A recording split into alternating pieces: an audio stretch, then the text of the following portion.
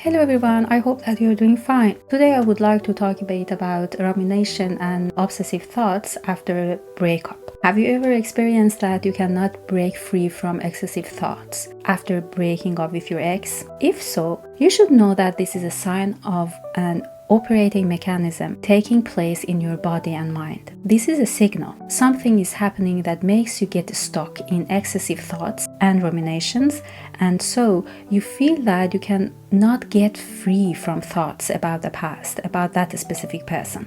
You may get stuck in questions and thoughts trying to find answers on why it has happened, what was the reason, how you suddenly ended up feeling so detached from your partner, or why you didn't see him or hear what she tried to tell you earlier, what could you have done so differently, and so on. These questions go on repeat in your head and make you overwhelmed and confused. Your body starts to react and you feel fatigued, extremely tired, feel disconnected or numbed, or distracted most of the time. And some people may actually also struggle with anxiety or panic attacks after a separation. This is a strategy. This is a strategy of over-occupation of mind with such rumination stuff is your mind's attempt to find peace for you, because your mind is trying to provide answers by pushing brain to produce more answers, more questions, right? So more questions, more answers. And when there are more answers, there will be a greater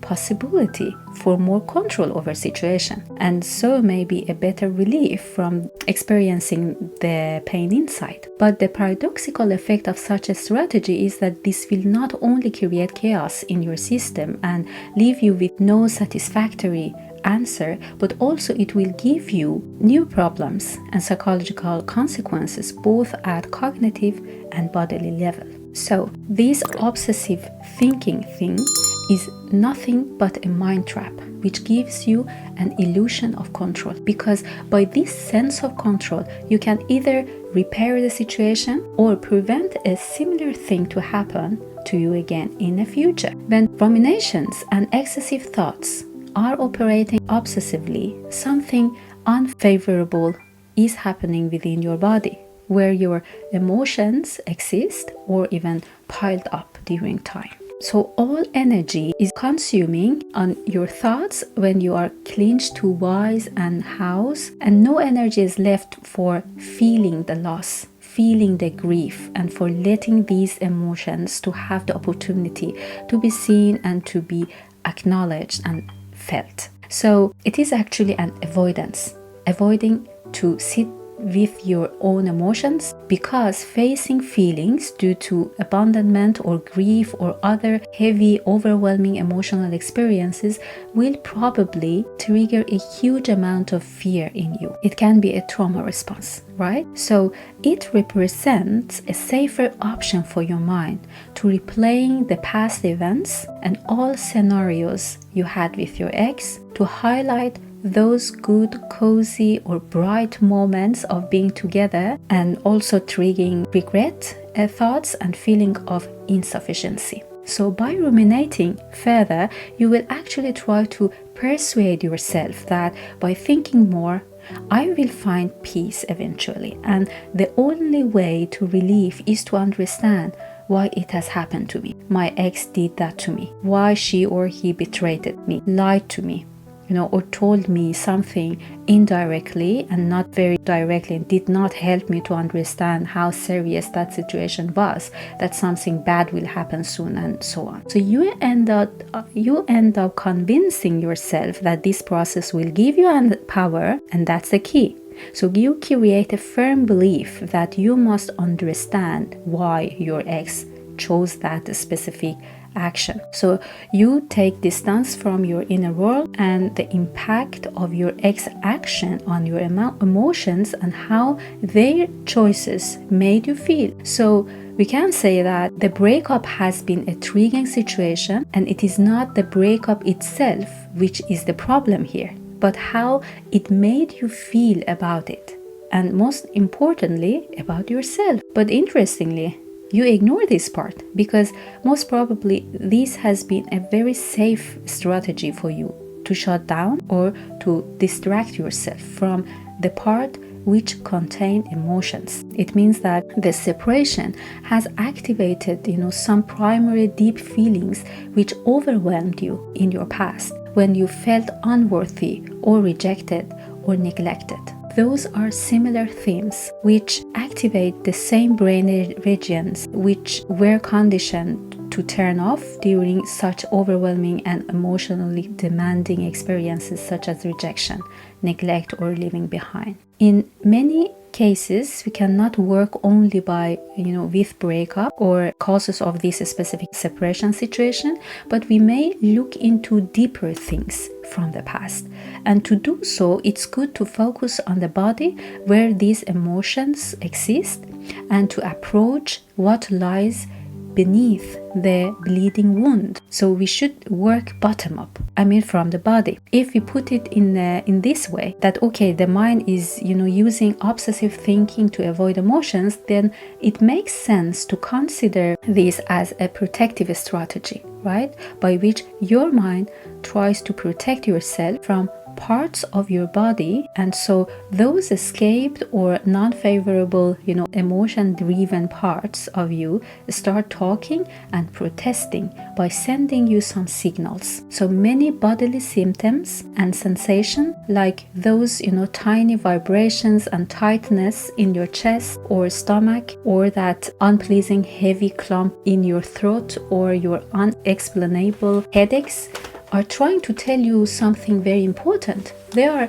begging you to slowing down and acknowledging the pain inside. But since you are busy ruminating and digesting your obsessive thoughts, you tend not to attend and become curious about these signals. You become expert to ignore these symptoms, and you may take them as tiredness or a natural consequence of becoming alone again. So you see your system splits into two big units of operations. Mind escapes from the body. Body tries to communicate with you because it is overwhelmed and you are confused, having no clue why your body is so heavy and tired. This may sound to be like just a simple message, but according to my experience at least, it takes a lot of time for people to really understand how much it may cost them by escaping these feelings. I remember that after about perhaps 10 assessment and therapy sessions, when I was again trying to make my client really understand how these things relate to each other and how important her emotions are and what her reactions after breakup are about, she suddenly says that, oh, you mean that I should feel and not think? You see, also this point was presented to her repeatedly and in different forms and through different occasions and formulations. She did not really get it, what this really means, to not to escape from the body and feelings, because your thoughts and cognitive activities, your head, have always been your safest place to live, and it's normal. It's understandable. It gets almost impossible to imagine that there can be another place to rest and be in. So in order to help body to stop holding this pain, you have to stop using your protective strategy. Thinking, right? Many call it acceptance, but I use it, the term acceptance, in a cautious way, because we cannot consider accepting as a thing that happens exclusively in a cognitive level. Many people do. It will resend us again in the same path of escaping from body. Acceptance in terms of integrating body and mind is a better way of formulating it, yes. But acceptance is not something that happens only in your thoughts. You cannot claim that you have accepted a new situation in your life without recognizing the feelings that specific happening or situation has resulted in you, has created for you. So we cannot think our way out of the pain, but we must feel our way through it. That is the gateway to healing after a breakup. Simply put, you have to turn your attention inward. Ask yourself, have I really cried and grieved fully for this loss? If these sensations could talk and had their own language, what did they say to me? Could they tell me that they are about grief or loss or anger or feeling of disappointment? Are they there because I'm feeling the pain of being left behind or abandoned? You whisper, I want to sit down with you. I'm here with empathy to tell my body to feel and release these emotions. I'm ready to give a warm hug to my inner child. Please know that this is not about paralyzing or deactivating your cognitive competencies or thoughts in general, but it is about redirecting your attention to here and now and to your inner world where your emotions exist. Peace exists only in presence, not in the past nor in the future. Obsessions with past and future will bring depression or anxiety for you, not relief and peace. Healing potential lies only in here and now in your body, because then you can find your safety and worth within you, and then you will start feeling that your true worth is based and rooted in yourself and will not be ruined by someone else's choices or comments or whatsoever. So like other topics in life, in order to handle time after breakup better, you need to rely on your inner world, self-worth and emotions instead of trying to find the key to relief in your thoughts. I hope that you have found this message useful. Please share it with a friend and keep in touch. Thank you.